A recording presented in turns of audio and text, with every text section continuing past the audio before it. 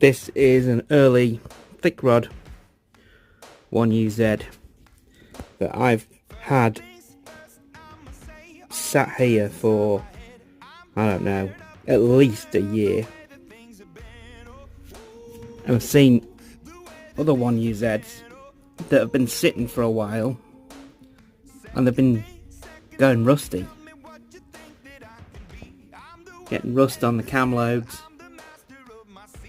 And that's a bad situation you don't want to find yourself in. So if you're going to buy a 1UZ that's been sat for a long time, sort of pulled out of a car and then been left for a while, you need to make sure